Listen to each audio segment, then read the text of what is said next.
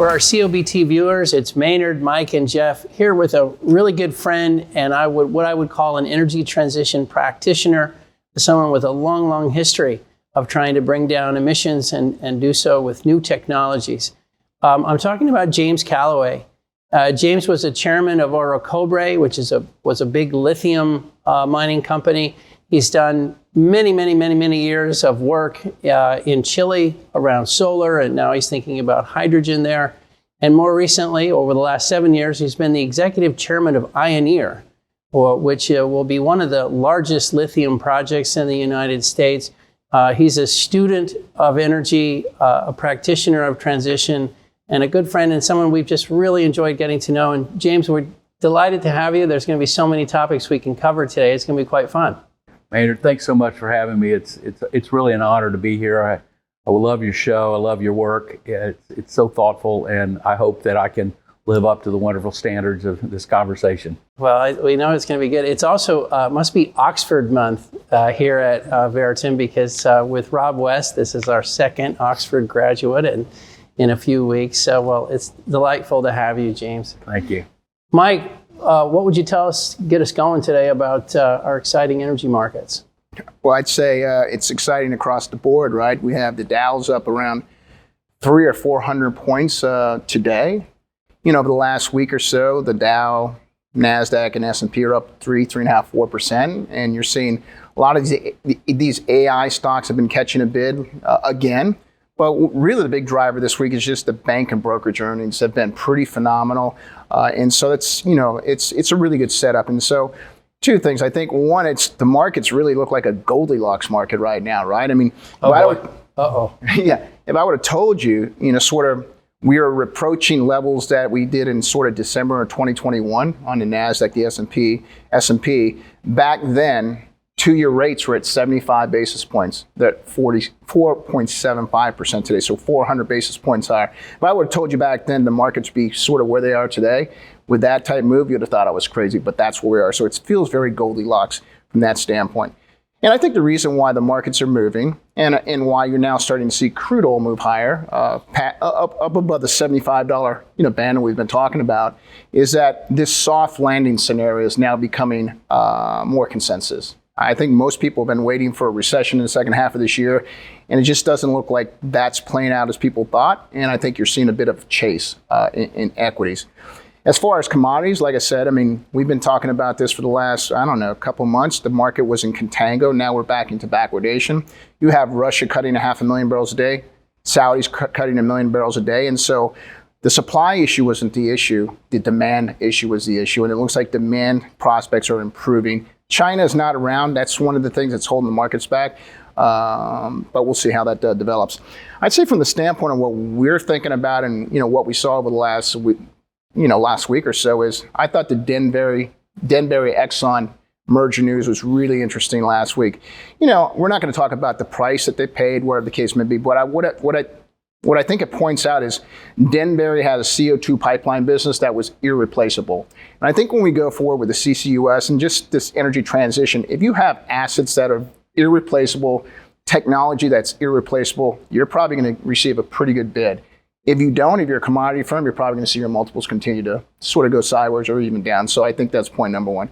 Point number two is, this news yesterday or today, I guess it was, is that BlackRock has extended an invitation to the CEO of Aramco to be on their board. One, that they actually extended the invitation, and two, that he actually accepted.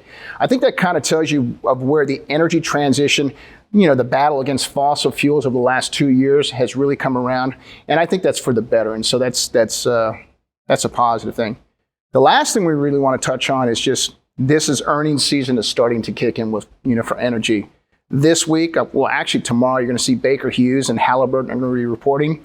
Liberty's reporting this week, Liberty Energy, and Schlumberger on Friday is going to be reporting. So we're going to really get a feel for what international and offshore trends look like. They're going to be good. Activity's going to be better. Pricing's going to be better. Earnings are probably going to be pretty good. I think what most people are focused on right now is North American service. What does pricing look like? We know activity levels are down anywhere from 9 to 15% based on what recount you look at. And so I think earnings estimates for those companies in general will probably be going sideways to down. we're going to get a good feel for that here this week. And so that's what we're looking at. Next week, early next week, you're going to really start to see sort of the natural gas levered E&Ps are going to start reporting. Obviously, gas prices come down a lot. We're going to start to hear what their return of capital plans look like. How are they going about that? What their thoughts are? How much they're hedging into this year. And so that's what we're looking at, sort of a summation of like last week and what we're looking for this week. And we'll just kind of leave it there. Fascinating. Yeah, the BlackRock news is really amazing. I wish we could be at the first meeting. Just kind of see how that goes. Jeff, anything you throw in before we talk to James? Maybe just to piggyback on Mike's comments around earnings. I think within the services sector, particularly North America, what I find I'm paying the most close attention to is, when we see activity hiccups, there ends up being a race to apply the anecdote of pricing reduction to, that's where everything's going. And I think, so I think between Q2 results and Q3 guidance, shaking out where, realized pricing is versus anecdotes is going to be really important, just in terms of, where estimate revisions shake out. And then the second thing, we're a couple weeks away from the heart of the upstream earnings season. And whether it's earnings season this time or the conference season as you get started post summer, what I'm looking for is just how does more nuanced discussion end up in kind of the inventory degradation discussion. So it feels too binary the way things are talked about. Tier 1 inventory versus not at all. When someone runs out, and that's really like a blunt force way of talking about things when this is all a continuum. So whether it's the messaging from the part of the companies or the analytics done as part of the sell side or buy side, I'm just looking for how nuance and more subtlety and more analysis goes into that discussion here in the second half of the year. I also think it's interesting, some of those companies you mentioned, like the Baker Hughes call, you can listen to one call and you can hear a lot of activity from a lot of different angles, just like a snapshot of many, many flavors. It's not just one or two things. And I think a really important thing too, Maynard, is like oil service has been the best performing subsector in energy over the last 3 months. Given where earnings are gone, given where rig count has gone, you probably wouldn't have expected that. And so I think the bar is probably a little bit higher for those companies going into earnings this time around. Well, James, it's great to jump in with you. I was thinking about, as a way of introducing you, the first time I heard about you, it was good friends saying, you got to meet this guy, James. He's been doing all this solar down in Chile. He's got these great projects. He's got a lot of friends in the oil and gas industry, who are involved or, invested. And so it was like, and he's right here in Houston, Texas. And then, we got to meet you and realized all the other things you've been doing. But tell us a little bit about your career. It's been a really cool journey as we've talked about it.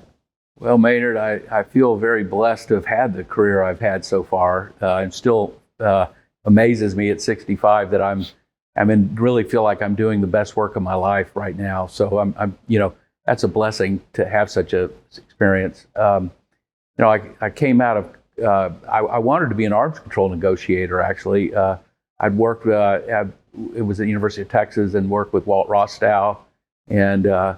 Learned a lot about arms control and went to Oxford to become an arms control negotiator. Only problem was it was 1979 and 1980, who came in and there was no, Reagan came in and there wasn't anything to do. They said, we're going to stop talking for a while. So it was a poor choice of, and I started thinking about how I might change, save the world, because that was what I was trying to think my career would be about, is trying to keep us from having nuclear conflict. And I wrote a piece there called "The Vertical Migration of Man," and it was a kind of ridiculous thing one would write when you're a young kid at Oxford, in that heady environment. And anyway, I wrote it and came back to Houston, and actually, instead of just doing what I probably should have done and set it aside, I convinced Max Faget, the head of engineering and operations at the Johnson Space Center, who was running the shuttle program and hadn't launched yet, to join me, and he retired, and we formed Space Industries, which was really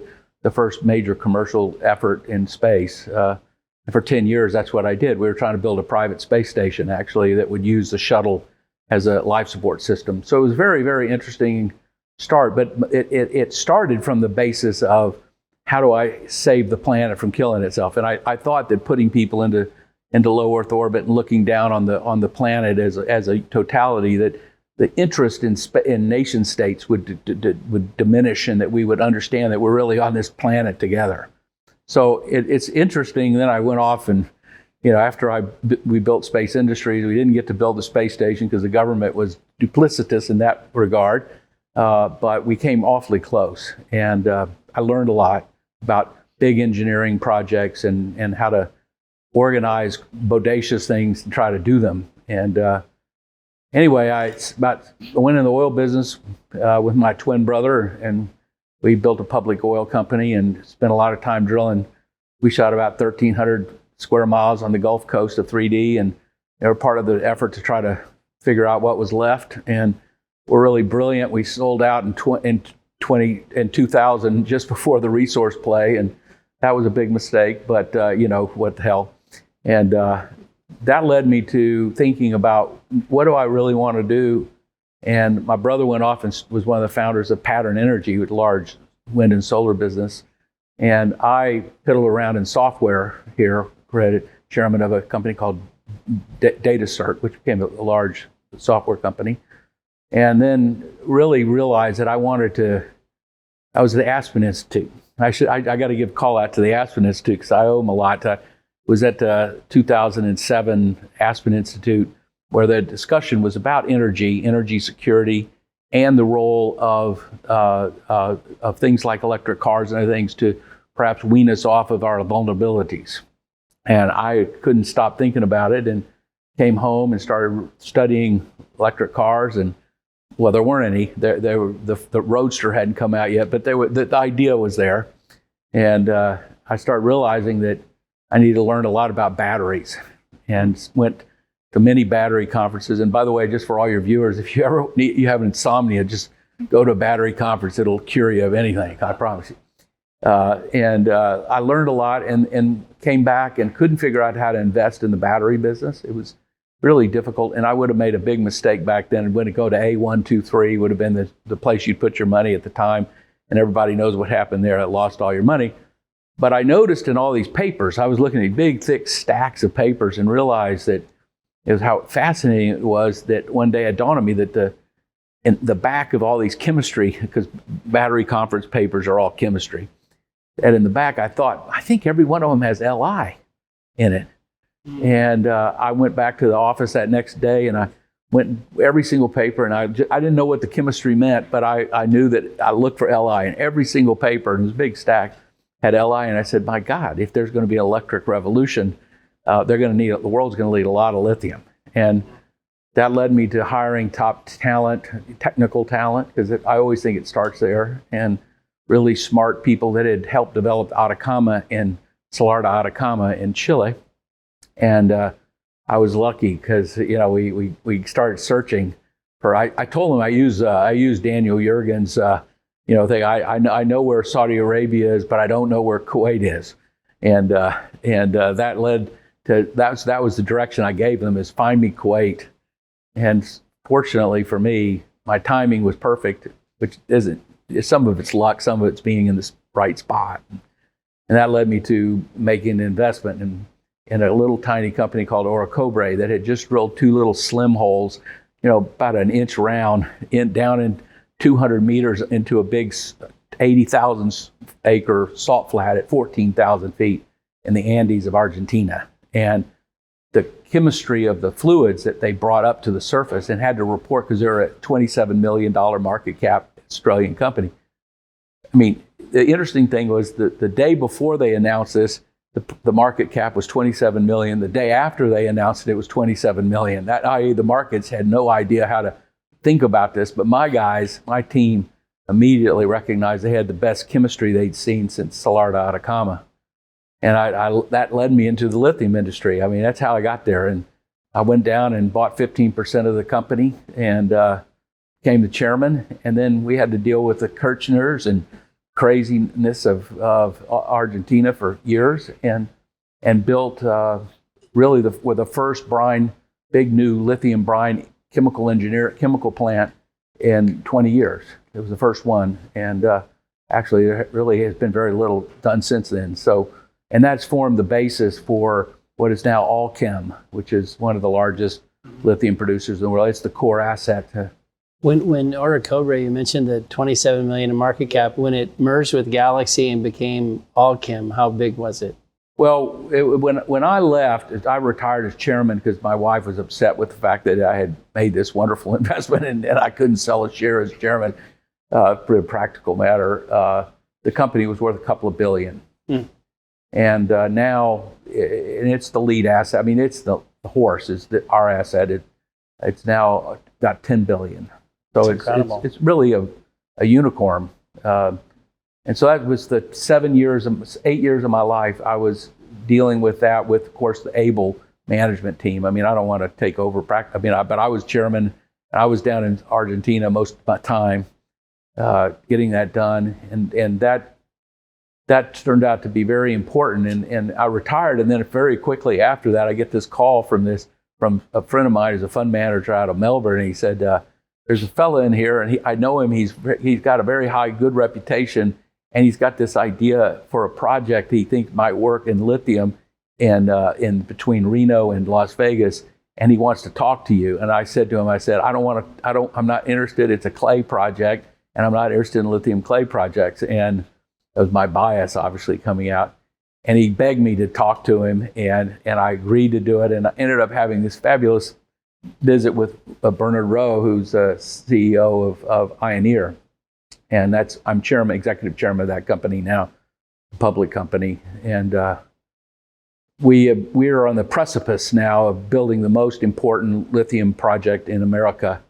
It's quite significant. The size of the asset is huge. And phase one will produce enough lithium to allow the country the United States, have the lithium chemicals in the United States for 400,000 electric cars a year. And that's phase one. But we ultimately will be able to support millions of electric cars a year out of Rhyolite Ridge. And so I can't believe that I think that I was told the other day, I was having lunch with my friend, reporter on the mining industry for Reuters today. And he reminded me, he says, you are the first person to develop from scratch too. I said, yeah, well, that's a pretty crazy thing to do because these are hard.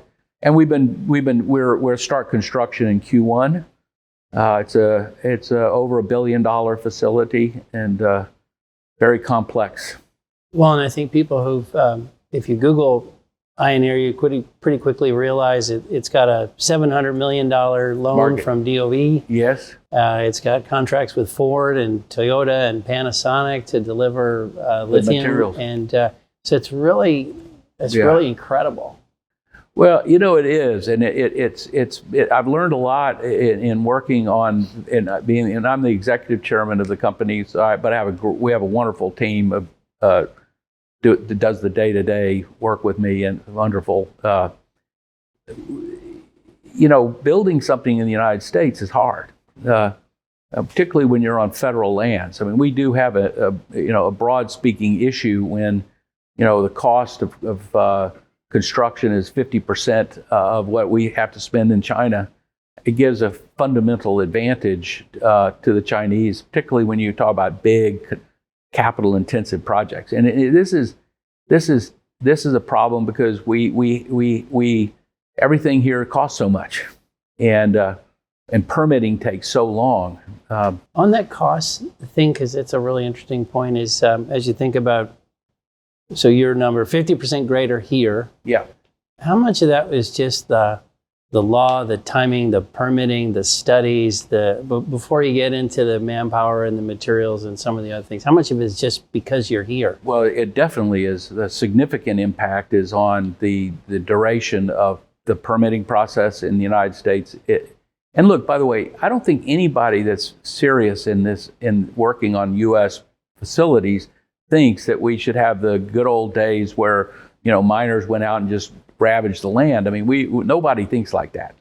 That's just a red herring. All the people that are seriously working on this are extremely aware of their responsibilities to the environment, and the social responsibility are very, very important. And in our case, we've worked very hard on this. But the ESA laws.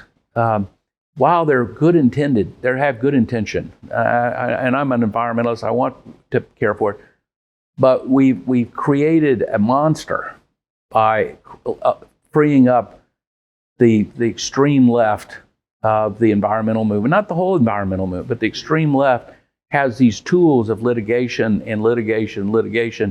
that are hurting America and not, by the way, really necessarily helping the environment. I mean, we need some reform of the permitting process for sure. Well, and I think as we were getting to know each other, the New York Times ran, I think it was a kind of an above the fold front page article about this company called Ioneer, fighting, trying to do lithium here in this country, right? Get more electrification and having to fight about permits and impact and a small plant that was an issue. Yeah, and look, the good news is that we listened and worked with the BLM and with the Fish and Wildlife Service for a number of years, and we made adjustments that were necessary. And I do want to, because I don't want to end this conversation on a negative note, is that it has been interesting that we actually have found a solution that can work for our business and also can work for what's needed by the environmentalists and by this administration, most importantly, who has a propensity towards environmental activism. But I think that we actually have their support now, and I think that's great. One thing, James, because you mentioned federal land, and I think in the oil and gas context, we're all used to offshore leases and royalties and things like that. What does the federal government kind of make if your project is successful? I mean, they're going to... Well, they get tax revenue, but it is not like an offshore lease, or it's not a lease. You go out and it's under the 1887 or whatever it is Mining Act, and it's you stake it, and then you have to pay a little fee, but it's not a huge amount. So it's not like the oil and gas sector. Interesting. But of course, you're paying income taxes and you're paying state taxes and property taxes, so they get a lot of it. So we're following your career there, and we had Oxford, arms control, space, lithium, and lithium South America, lithium US, and then there was this thing. There's another big chunk in there, which is Chile, and solar and hydrogen. Maybe talk a little bit about that chapter. Yeah. Well, look, at 90,000 feet. What I've been trying to figure out how to do, and I don't know how well I've done it, but I'm working at it, is I think that there's certain pillars of opportunity for us to constructively bring down emissions and yet maintain our forward momentum as a society. And I think that one of them is the electrification of transportation. I mean, light duty transportation in particular. We've got the means to do it. I know there are people who want to shoot at it, and I think the oil industry should stop spending so much time trying to do that. It's a big mistake. The writing's on the wall. We're going to be an electrified light-duty transportation. Okay, that's where we're headed, and I think everybody should put that in their pipe and smoke it, including the oil industry, which could have a big impact on gasoline's demand and diesel demand. But that's just not enough. So we also need to make sure that the power that we're using to run all these electric cars is green. And intermittency creates a hell of a problem when you start trying to talk about this kind of activity. And so a very important part of all of this is going to be the role of solar. Solar is going to be a bedrock technology that's going to help us save the planet, okay? There's no doubt about it. And it's the cost of it's falling very, very rapidly. The extent of it is quite enormous, and if you look at the growth rates, it's clear, okay? But the sun only shines during the day, and so it creates a big problem, which is what do we do when the sun doesn't shine? And you go to places like Chile, where you have the Orocobre, the best irradiance in the world, and you can see just by pricing. Like, it's very interesting. If you're selling a megawatt into the grid during the sun days in that area, you're going to get $20, okay? If the second that the sun goes off, it's $150.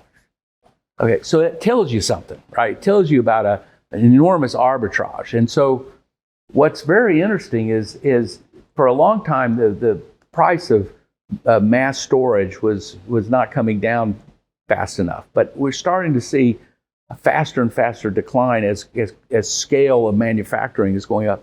And unfortunately for all of us, the Chinese are kicking everybody's you know what. I mean, the price of mass storage on a large scale for stationary storage in China is about half of what you could get here from U.S. suppliers. So big problem. I mean, we got to address it. We either have to address it with policy or we have to find a way to be better at what we do, because, you know, one price for storage, it's uneconomic, and the other, it is economic. So we're really there. You and I talked about that. It was one of our diner subjects one time, is just the different pricing that's out there when you go to buy large industrial batteries. Yeah, that's quite remarkable. And I think most people aren't probably factoring that in to their thinking.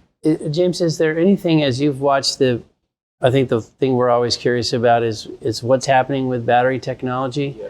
And, you know, it's hard to get a visual on it. And yes. You know, you do have some friends who say, hey, there's just certain chemistry and physics here that we can only go so far with this. Like, what would you tell us about battery technology and what could happen there? Well, look, I mean, it's not just technology, it's also what's bankable. Okay, because, you know, you can have flow batteries, people can talk about a flow battery or whatever, but, you know, if you can't get the banks to lend you against it, good luck. So the lithium-ion battery has got the dominant position and pole position for a good while, I suspect. I mean, the things that I'm paying most attention to are solid-state batteries. I do think that they provide some, particularly when you start talking about for applications like cars, portable applications, solid state's probably going to come in and be a role. But it turns out for lithium, it needs more lithium. So for me, it's fine. I wouldn't put too much credit on some of the sodium discussions. You hear that being talked about. It may have some application in some of the lower end applications. It may. It's just like using sodium to store energy. Yeah, I don't think that's the way we're going. So I would say that for the next 10 or 15 years, lithium-ion batteries are going to dominate. And then after that, you're going to start seeing solid state. I think you're going to see some innovation in the anode and the cathode. I mean, we see that all the time. I mean, there's thousands of really smart people, PhDs, working on all these things. So it's a dynamic situation.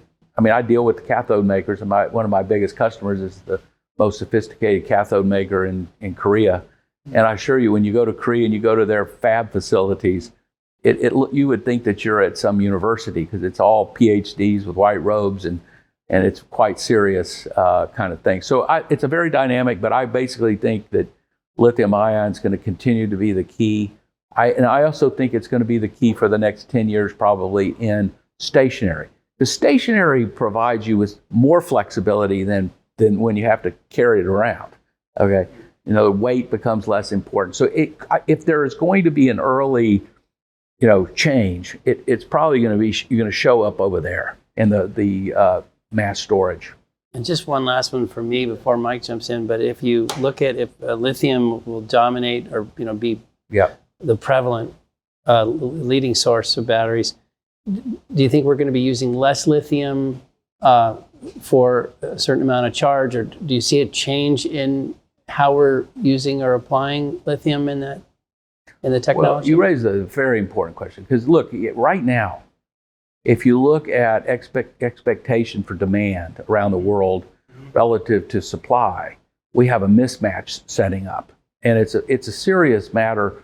And people hate to talk about it because but it's very problematic, and the problem is that response times are slow.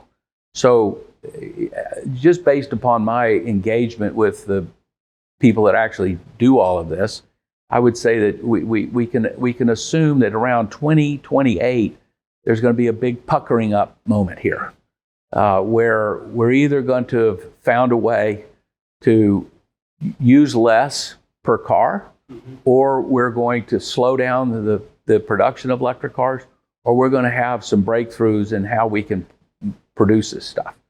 Because otherwise, the math doesn't work. So, That's why we're working so hard in the sediments out in Nevada, because the sediments actually do offer an enormous opportunity for expansion of production, and that's why Ioneer is so devoted to that area.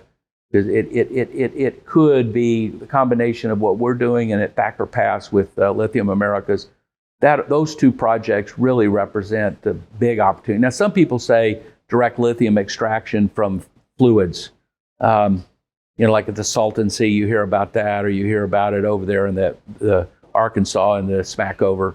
And some of the oil guys, Koch Industries and now recently Exxon and others who really are, early goers in this thing, I think that I would recommend that they not be focusing on that right now, but they seem to want to do it. So they've got good research capabilities, and maybe they can crack that problem for America. I think Maynard teed up, sort of the supply and demand question I wanted to ask you. I mean, I look at lithium prices in sort of a metric ton basis, and a couple of years ago, they were probably less than 10,000 a metric ton, got as high as 85,000 here in the last year, and now are around 45,000. Right. I think about when you think about a mining project, stuff of that, and maybe where a normalized prices and make these things economic. Is the range a $10,000 to $15,000 range where it was over, say, the last 5, 6, 7, 8 years, or is it the range now sort of 45 to 85, or maybe it's something way in excess of that? I mean, how do you approach a project from an economic standpoint where the volatility, the volatility in the range of what may be normalized is just gigantic? Well, and the other question is, as you basically approach the Ford and some of these guys, how do you price that contract to them? Well, first of all, those are very good questions. I think you have to be careful here, because a lot of times you see these numbers quoted, but they're usually the Chinese spot price. And the Chinese spot price is, in my opinion, is a poor indicator of the prevalent price for long duration serious contracts. So when we were negotiating our agreements, these are 5-year contracts, take or pay contracts with Ford and PPS, Toyota, and with EcoPro out of Korea. Nobody spent 1 minute looking at those prices. If you would have brought them up, they would have thrown you out of the room. And I suspect that most of the serious players that they have the same experience. Look, this is a balancing act, because if the price goes too high, okay, and it's beyond the necessary for incentive pricing, one has a good chance of hurting the industry. Because look, we have to find a way to bring down the cost of electric cars to the masses. And this plays a material cost. It's a material cost. So I personally think that the number for now, and it'll change as the grades fall. Because by the way, we have a grade problem too. There are not a lot of Saudi Arabias out there. Okay, so grades are falling, so prices have to come up for this. But right now, I think what we really need is somewhere between $20,000 $25,000 a ton. It's a place where the OEMs can be fine. They don't panic, and we can and it's enough to create the incentive pricing for new mine construction. So that's sort of where I come out. Now, how do you price? Because in our case, in our agreements, we focused first on volume commitments, because that's very important to them, security of supply at whatever price, okay? And then generally speaking, you have a price redetermination about every 6 months based upon a set of indexes. And there's not, we're just starting to see the beginning of LME for lithium carbonate, lithium hydroxide's been there, but poor liquidity, so it's not very helpful. But there are organizations that do a pretty good job of giving us a reasonable estimate based upon import-export data and other things. And so we use those as a way to tag the price. And the sophisticated users now generally want to have a negotiation about floors and ceilings. And I would guess this is not unlike any other long-term user. They want to, and look, we had to, fortunately, it's on the side of the supplier now versus the buyer. And so, we were able to negotiate what we think are favorable floors and ceilings, but we were very respectful of long-term relations with our customers. If we're going to move the needle, whether it's mining or electrification, Yeah. it needs a lot of money. And A lot of capital. And so we've been fortunate enough to get to know the loan program office in Jigger Shaw. Yes. And so we hear about the process from their side, but you guys have gone through it. So I'm just curious. Yeah, successly gone through it. It's even better. If you could just talk about the process, the timing, I mean, just lessons learned from going through that. Well, that's thank you for asking, because I do think that, and I don't want to answer your question, but I do think that one of the macro things that's going on that's really should be talked about a lot more is there's a lot of concessional capital flowing in the whole area of transition. And this is not a even playing field from a capital perspective. And look, it's inherent in it that it will distort decision making. Okay, so we need to all just be aware that this is at a scale. I don't know if there's ever been a scale quite like this one. I mean, when you add up the IRA incentives, the infrastructure bills, the loan facilities, other things for this transition, it puts the oil and gas industry at a distinct disadvantage. Their cost of capital is going to be a lot higher. Okay, and that's by design. Okay, so and by the way, this in the United States is leading the charge on in the whole world. We're now starting to make the Chinese look, small in this. So there's a huge thing between the U.S. and China, obviously, creating a lot of tension. But the Europeans woke up recently and said, my God, we're getting ready to have all of our industry moving to the United States. So they're back fighting about this. And then there's all these guys like Chile and Saudi Arabia, of course, that's a whole different thing. That's just whatever they want to do. And then you've got places like Chile and other countries around the world who are kind of just bewildered. Like, how do we make the hydrogen industry, which should be prevalent in Chile because it's clearly one of the best places naturally. But if you're getting $3 per kilogram subsidy here with IRA, well, that's hard to overcome. So I do think that we have a big issue of how do we reconcile the globe's pressures. We're creating distortions and pressures that I think deserve more attention. It's to my benefit because I'm in the transition business, so I'm not want to complain about it. But it needs to be carefully considered, and the wars that are setting up, the economic wars from it, are quite something.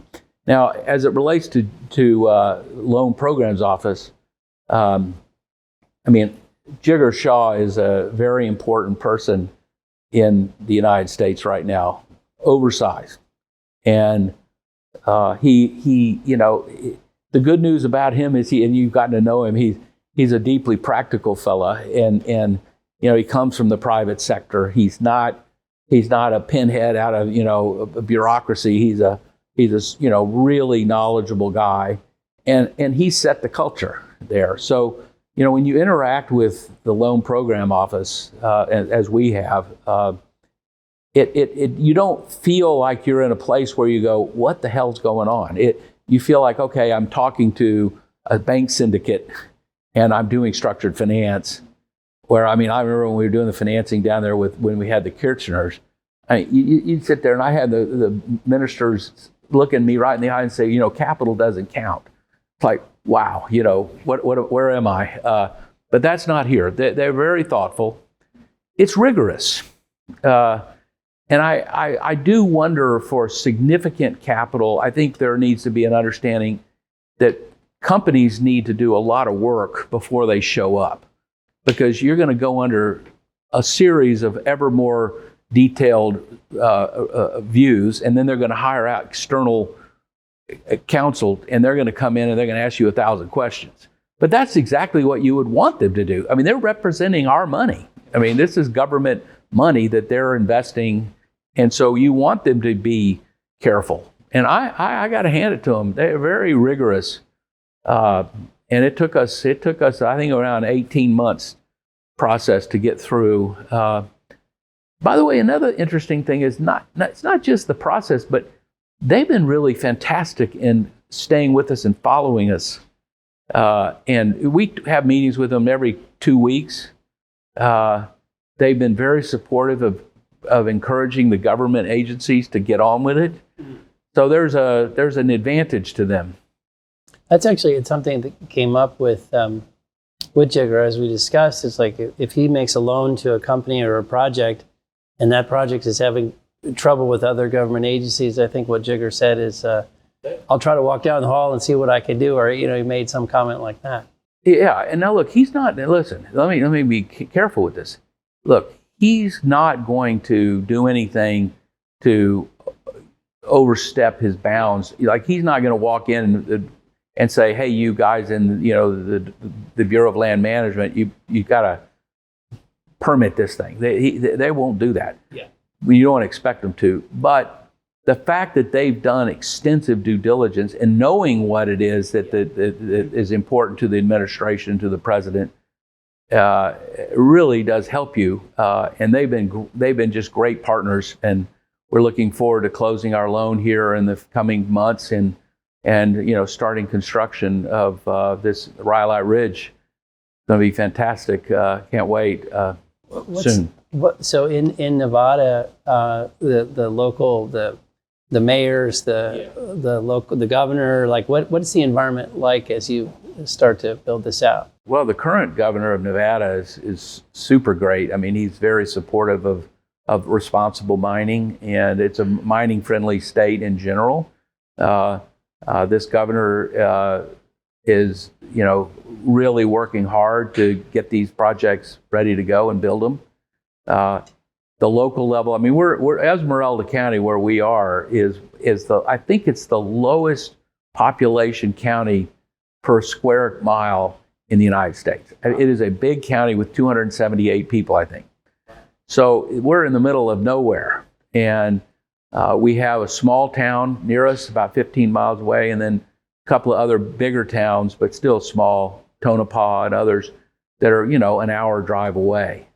So we're really in a really remote, although we're about 15 miles from the only lithium production in the United States done by Albemarle. So this area was clearly geologically very significant for bringing up lithium to the surface. And as you look ahead to maybe the peak of your production, how many people might you employ? Like, how much economic impact could the whole thing have? Well, for the county, I think I've got this right, that I think that the expected revenue per year to the county would fund the entire county. Okay, so it's a small county, but it's very important to this county, and they've been really great. I mean, look, they bring up very legitimate issues. They want to make sure that we don't create a disruptive environment with workers. Man camps, they don't like it, so they want us to settle in the towns around us and distribute our workers, so we're going to be doing that.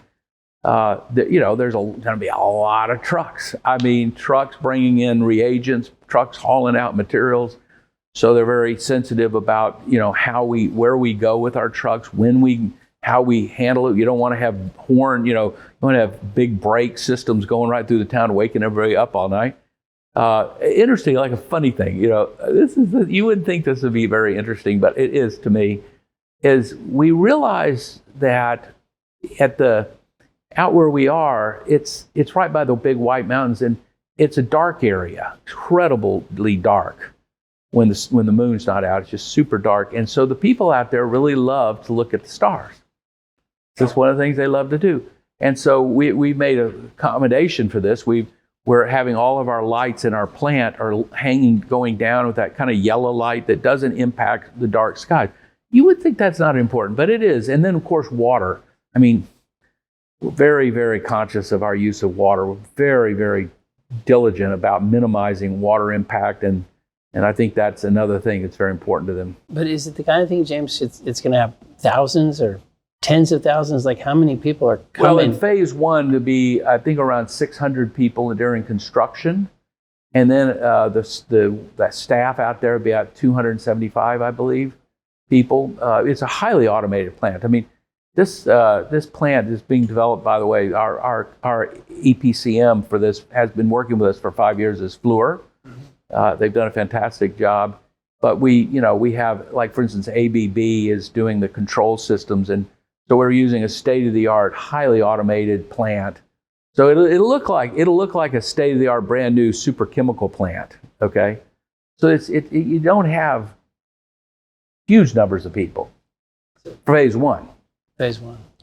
But then phase 2 and 3, 4, there could end up being a lot of people out there. Wow. So one question, you use that responsible mining, and I think as we've been watching and having all these conversations around how energy is changing, that question comes up a lot, which is we are going to do a lot of mining in a lot of places. Some of them will not have the same restrictions you face in Nevada. Just as a mining executive who observes other miners and other practices and countries and stuff, what would you tell us about, are we going to get the mining right in this overall transition? Because it looks like we could make some real mistakes there and we'll have a lot of regrets if we don't get that right. Well, it's a tough question. The answer, I think, is that any project that's being permitted in the United States today is going to have to be a highly responsible mine. You're just not going to get it done. Yeah. So if you get it done. If you get it done, and when you get it done, in our case, you will have listened hard, and you will have taken into consideration the things that are necessary to have a responsible mine. And we think that we do really believe that Rhyolite Ridge as being perceived by the government as a quintessential example of what they mean when they say doing it, responsible mining. And we work to that goal. And I think here is the case. I think in Australia, for instance, is a big player. They have a very responsible mining industry there. They've somehow figured out how to get the process through in about a third of the time that it takes here. And I think that's a good model for us in the United States to look at in terms of permitting reform. In the other places that Chile actually is, it's got enormous copper mines there as well. They're very on top of the environment, and they have strong views about responsible mining there too. So I think that we're seeing that across the world. I think you have in Africa, Central African Republic, you have some in some parts of Africa there's some pretty egregious things going on, and I think in China there's also some stuff that needs to be considered. But they're starting to shut down. By the way, interesting, even in the lithium sector, there was some real dirty mines over in the northern part of the Tibet Plateau, and the government recently shut them down. So I think that by and large, it's going to be a big outlier that you have irresponsible mining going forward. I think that we need to get over it, and we need to get on with this because, if we want to have this transition, which is what gets me up in the morning, Maynard, we're going to have a lot of physical assets out there, and we need them now. So one thing, maybe just to pull us back to Chile and to get us to hydrogen. Yeah. I mentioned you've been doing solar for a long time in Chile, and now you're starting to do hydrogen.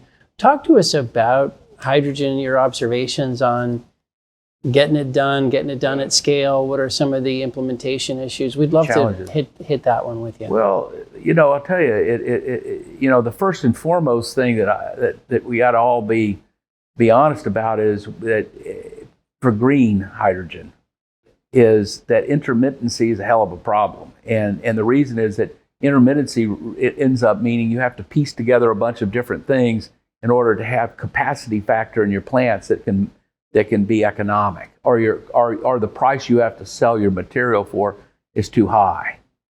And so it creates quite an interesting opportunity and problem. You have to go out and you have to piece together wind and solar, maybe some hydro, You have to have, the government has to be playing a role, both in incentives. There's also another way they can play a role is if you look at electricity prices in a lot of these countries, the tolls and charges that are on them double the production cost.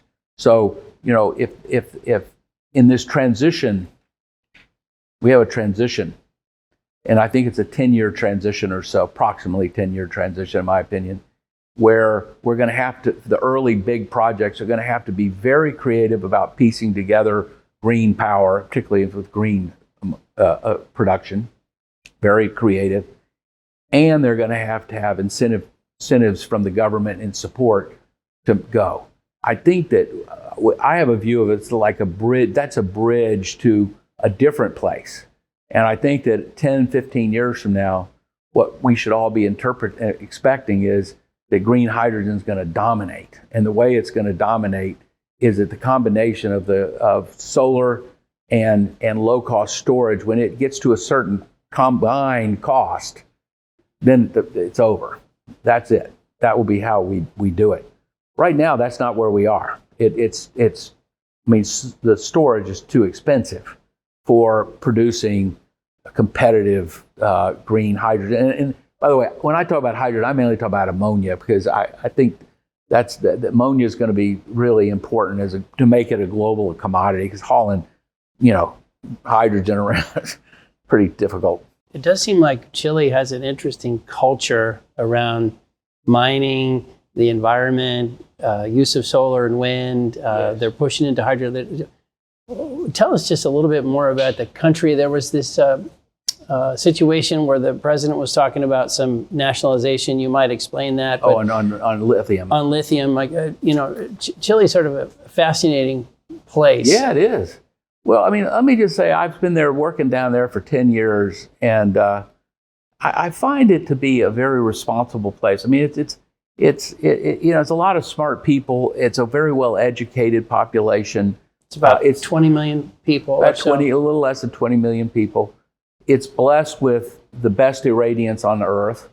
It's a freak of nature. And by the way, if anybody ever tells you that's not true, then ask them, why is it that all the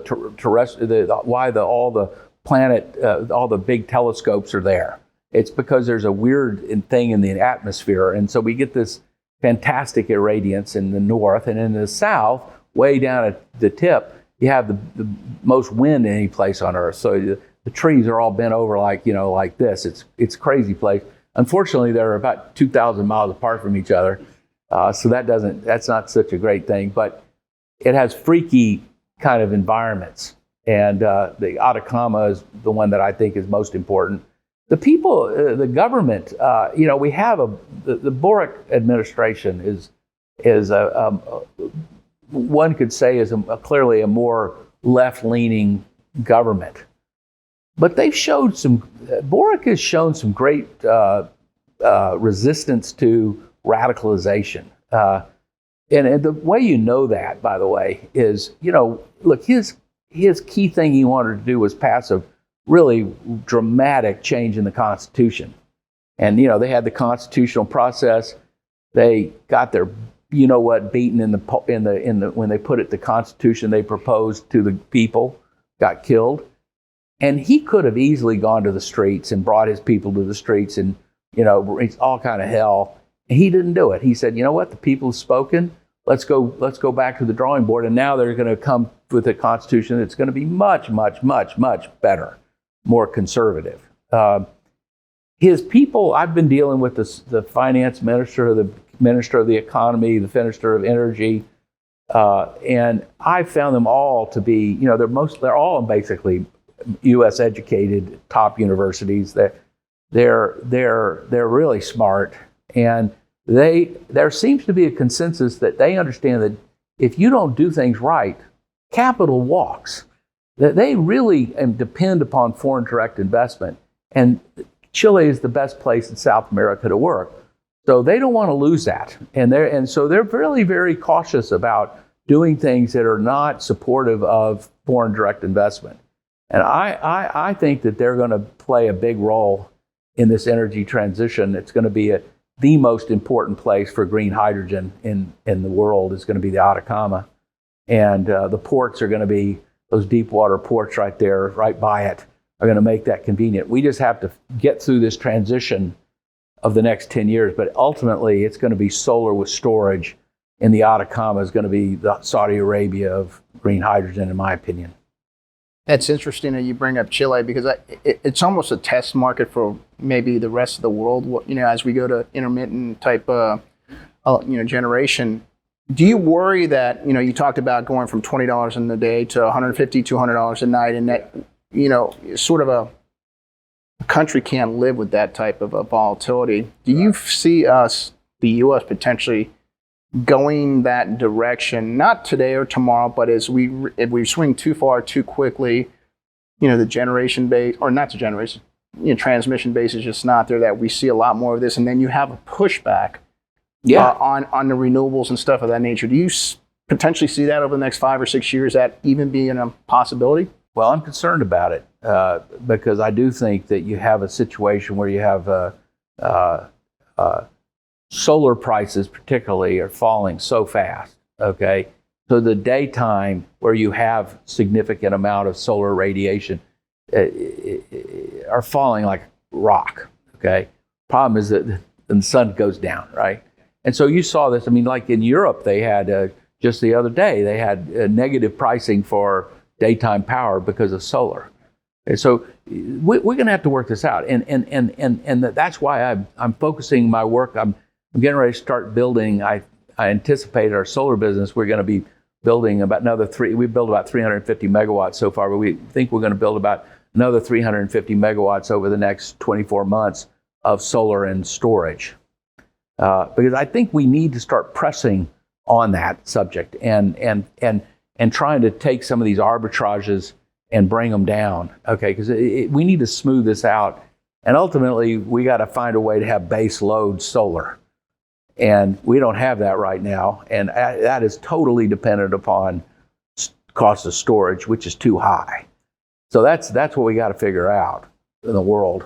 Maybe one last question on your project, the Rhyolite project. Yeah. I noticed that it's just not a mining project, but it's a processing facility as well. And it's one of the biggest issues we've heard worldwide is that, we've got mining all over the world, but the processing and refining goes into Russia's and the China's of the world. When did you make that decision to do that? Do the whole thing? Yeah, exactly. Well, that's what we did at Orocobre. We built all the way to lithium chemicals processing plant. I kind of never even thought about, there's a lot of quick money that's being made in the lithium industry. People that are just going up and digging up spodumene. It's a granitic rock that holds lithium. And all they do is concentrate it to 6%. And then they ship this junk to China, and China figures out somehow how to process it. Nobody else has done that. Okay. I didn't want to do that. I hate to say this, but there's a giant difference in the world view of what humans should be and what humanity should be like between how the Chinese see it and the way we see it. And I just happen to be one that believes that what we believe about human dignity and individual rights and privacy and other things are so important that we need our economy to be victorious. Okay? And to me, one of the things we have to do is process. We can't be being precursor guys.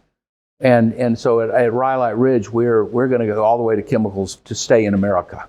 And I'm very proud of that, by the way. And I know we're getting close to the hour, but you mentioned solar paired with storage. Is that something the government is incenting or mandating, or is it you just see an economic opportunity? Because I've been curious. Just economics. As we roll forward, if we see, because because power is priced on the margin, and during the day it can go to zero or negative. Right. If we hit some sort of almost throttling back of it until it's paired with storage. Yeah, I don't know. In my case, because I'm not a broad expert, but in what I'm working on, the business relates to distributed power, solar. So we build 10 megawatt power stations and we sell into the grid, and we hang them onto substations, okay, and we get what's called a PMGD price. which basically is the average. It was the average of the 24-hour price for all power. Okay, it was like a synthetic battery. Well, the government finally realized, wait a minute, that's just not good. That's too good. And so thank God, they grandfathered all the existing projects of ours, so it's been great. But they started breaking it into blocks, 6-hour blocks. And what we're focusing on now is the opportunity to go from one block to the other. If we had to go into like just a daily, or a PPA, I think the compression would be faster. But we think that we'll have a good run of where the arbitrage hangs in there pretty good because of the PMGDs in Chile. James, I was just thinking as we wrap up, it seems like if you go back to 2020, 2021, the world was overly optimistic about how quickly you could change energy systems and decarbonize. And then we've entered a period here which has a lot of complicating factors in it, but it feels like the world has now toggled to, boy, this is going to take a long time. We got to develop a lot of do you think, are we going to swing back to a middle, because we're kind of moving around a lot, and that's a gross generalization because it depends on who you're talking to, but it does seem like we have swung hard. There was a period of too much optimism, and then there was probably a period of too much negativity or pessimism or whatever you'd call it. How do we find the right balance in this, and how do you help us think about what the world looks like in 10 years? Well, I mean, I think we need to be realistic and understand that it's only aspirational that, in 10 years that the oil and gas industries are going to become an afterthought. That just doesn't strike me as credible. I think that the oil and gas industry needs really badly, needs to get really serious about its emissions. I mean, it needs, if it wants to have a long path here, it's got to clean itself up. And I for my friends that I talk to that oil industry, I think there's a growing recognition that, sitting out there and flaring away, that just ain't going to cut it, and leaking all over the place, it isn't going to cut it. It can't do that anymore. So that's important, because if we can get real confidence that the emission issue is being addressed, okay, it gives us a lot more time. We can have some more patience. We can have more patience, but if we don't, see, I'm going to close with this. You see, a lot of times when we have conversations about things like this, we act as if we can all work as a rational economic people, that our decisions can be made off of trade-offs between the price of this and this and this and that, and if it doesn't make any sense, well, you're crazy. But the problem is that the planet may not cooperate with us, okay? If the planet, look, we are seeing a lot of things around this world right now that are very concerning across many different parts. I don't know if you've noticed, but it's been pretty hot around here, okay? But I think that what we need to do is we need to understand that we're going to have to make a transition.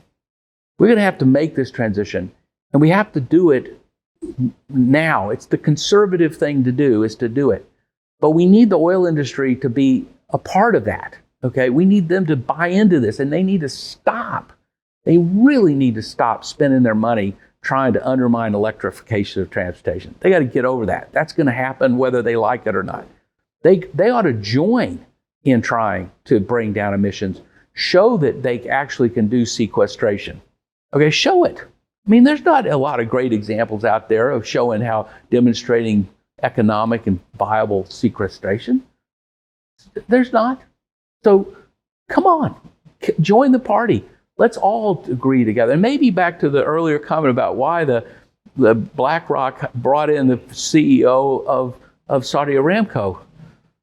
Maybe that is an admission that we all got to get together here. And to your point about where I see the future, I think we got to have the oil and gas industry in the same fight to save the planet And my life work, whatever I've got left, is devoted to that in my own way. There's millions of people around the world in their own way trying to do this. And it's time for us all to just say, look, we don't have a plan B, guys. There isn't a plan B. And we could wake up one morning and find out that something really bad has happened. Okay. And I could list you about 50 of them that could really force our hand, which would be a very expensive. If we have to go do this all in a super rush, there are terrible consequences. So let's get on with it. That's what I think. Get on with it. I think that's a great place to end, because I feel like the number one thing you notice with oil and gas or classic energy is this concept of why are we going so fast? And one contribution oil and gas can make is the more confidence the world has that oil and gas is doing everything it can, maybe the rest of the world can go a little slower. Which is a very interesting way to think about it. I believe that. James, we knew it would be fun. Thank you so much. It was amazing. I mean, what a tour. Your life could be a movie. Well, I feel like I've lived in a wonderful movie, and I'm blessed with friends like you and friends. And I have to just close out by saying how much I appreciate what y'all are doing here. I mean, I listen every week to your podcast, and I learn so much. And I think we would be well served. And you've tempered my thinking, by the way, because I listen to, the thoughts y'all have, and it makes me less confident, that we need to just, bring the end to the oil and gas industry. And I don't think that's really the right idea anyway. And I think y'all are adding to the dialogue in a very important way. And I encourage everybody to listen to every week to this, and you'll be more able by doing that, you'll be more able to help contribute to this change. Well, we're the lucky ones. Thank you so much. And thank you to all our friends. See you next week.